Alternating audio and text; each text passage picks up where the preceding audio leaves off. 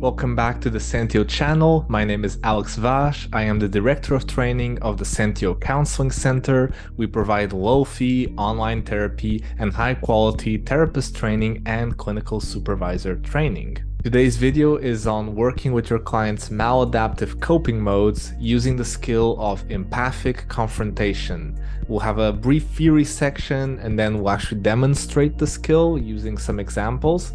If you want to practice the skill yourself, we recommend you checking out the book Deliberate Practice in Schema Therapy by lead authors Wendy Bahari and Joan Farrell. We hope you enjoyed this video.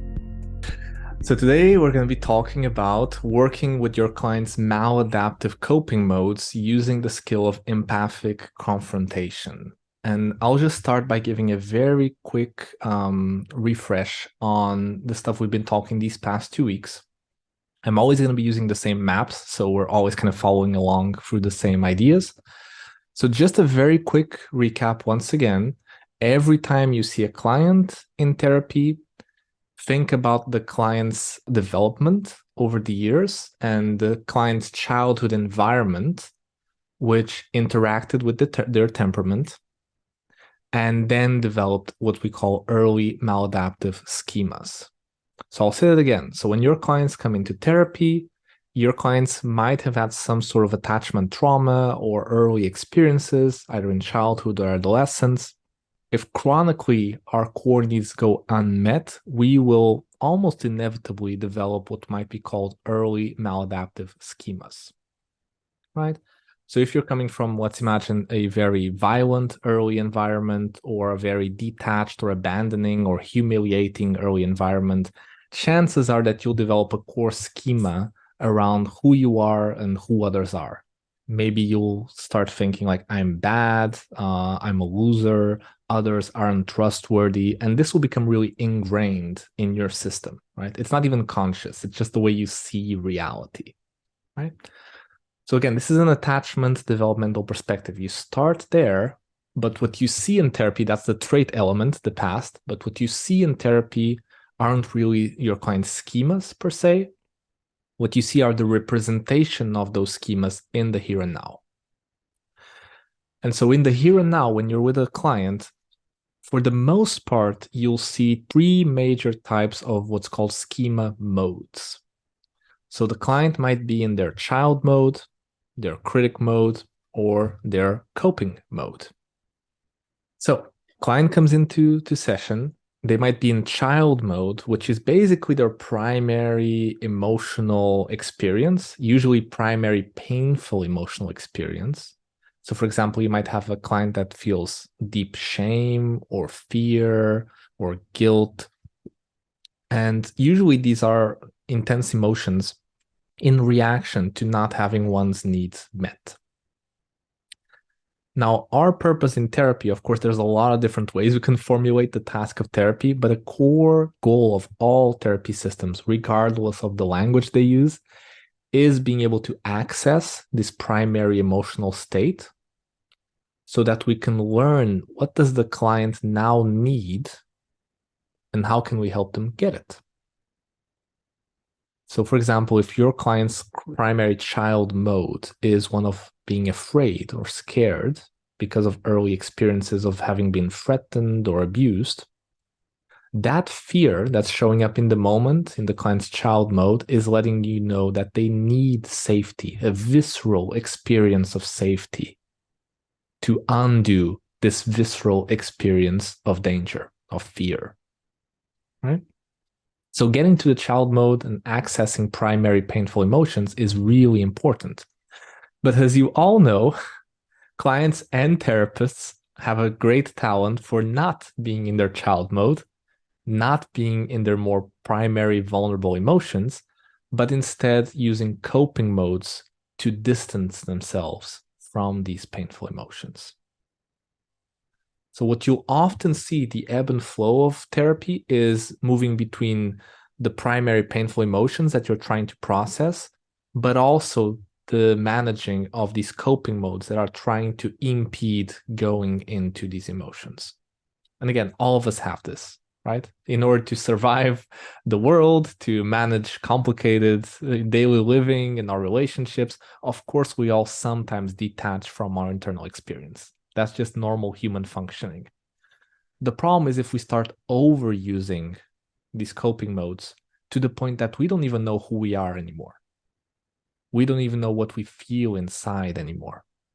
We're just chronically distanced from our emotions, our needs, our core values, etc. Right? So again, there's a child mode, coping mode, and the critic mode, which is the critical part, the critical voice inside of us that's feeding us negative or punitive messages, right? And usually the critical voice was heard implicitly or explicitly from a caregiver. Not always, but often when you start exploring these critic modes, you'll find basically that it's an internalization of a punitive caregiver. So if dad was always saying, stop being such a wuss, stop crying, you're such a loser, that will be codified into memory.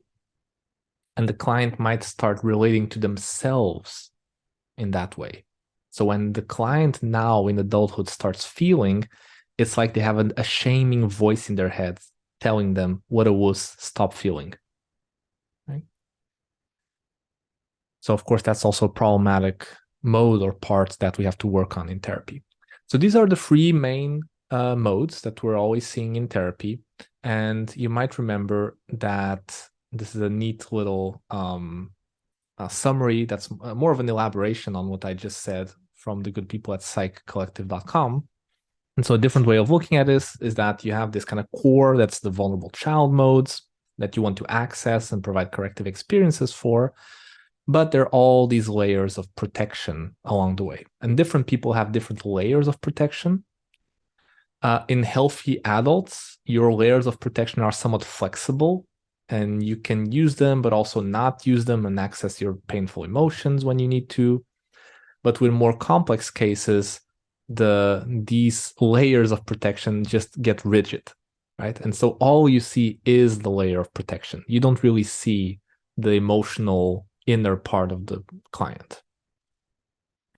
And we also talked about last time that there are three main layers of protection or coping modes that clients may use.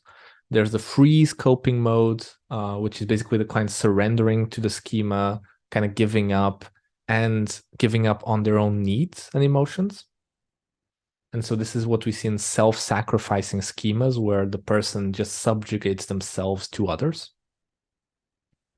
Or you might see a flight coping mode, where basically the client is avoiding in any way possible the painful emotions, or detaching from their emotions, or detaching socially and relationally.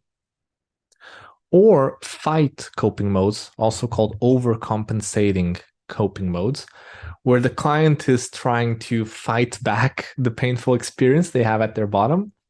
And so they do this by overcompensating.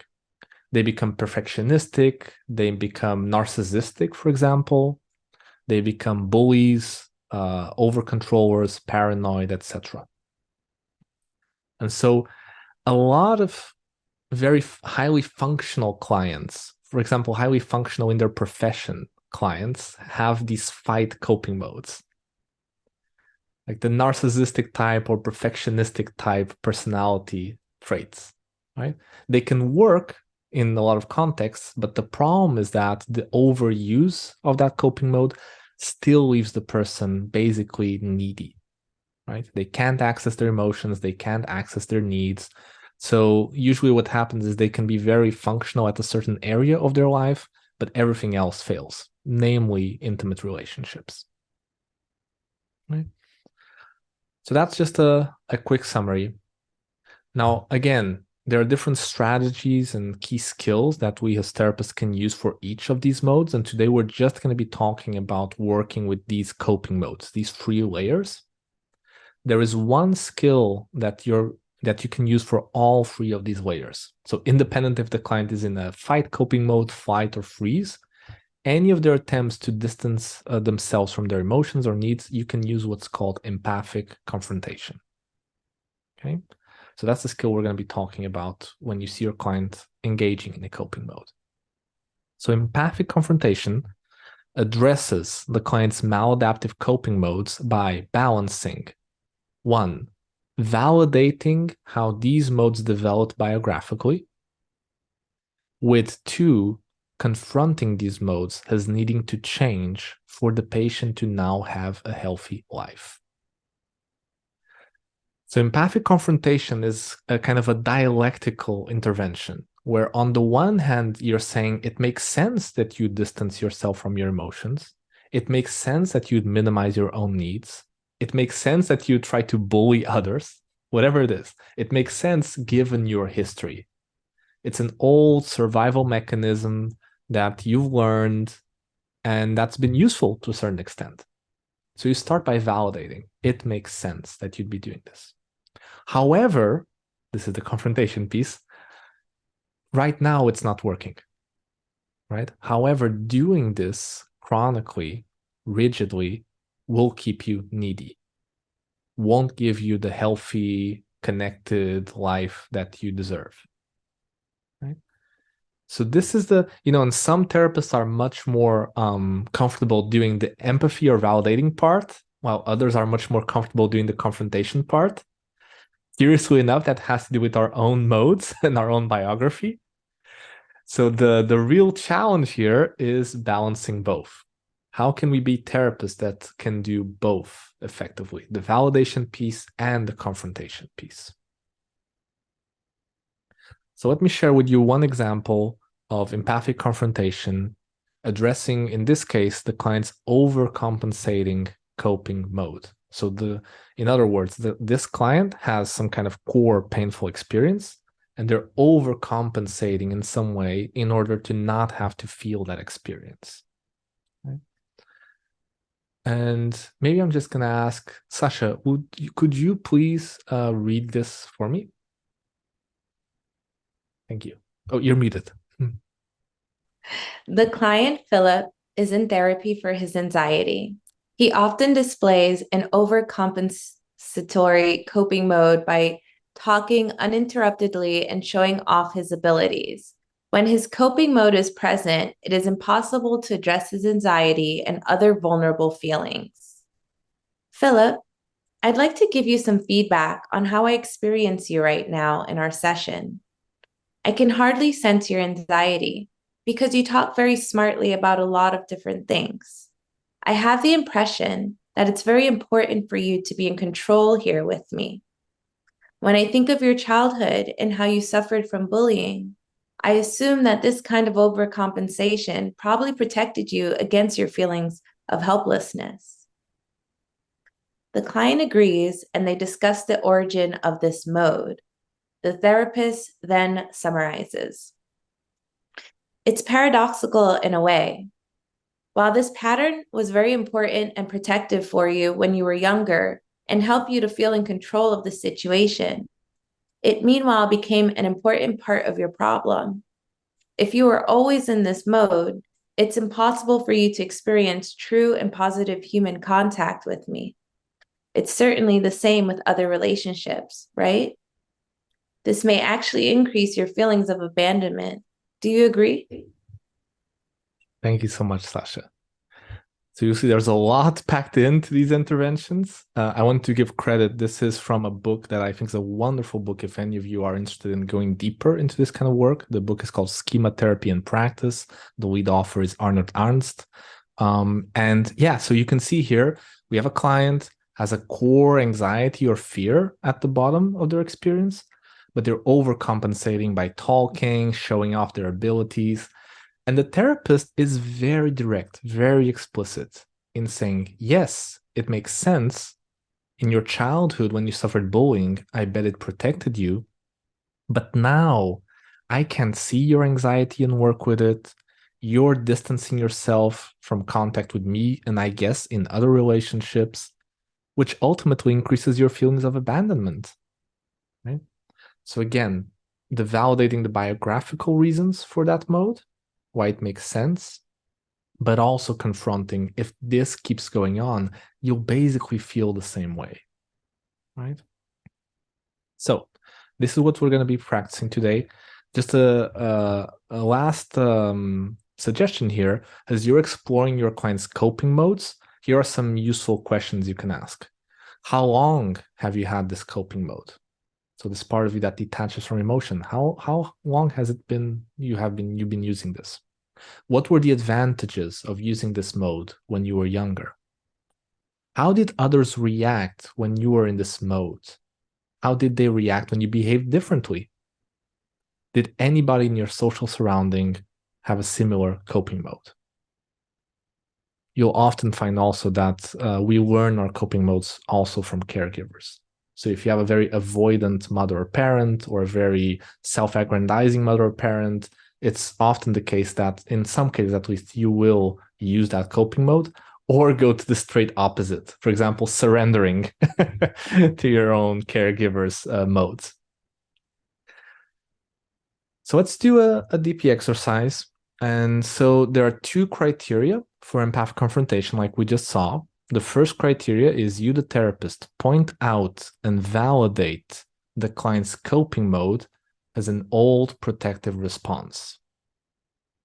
And then suggest that an alternative behavior is now needed to get the client's needs met.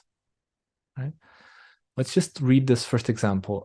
Daniel, could you please read the client statement? And Bill, could you please read the therapist statement? I just feel really sad that my friend called last minute and canceled our plans. Actually, I don't know why I'm even reacting so much. It's no big deal. Just forget it. Let's slow down a bit.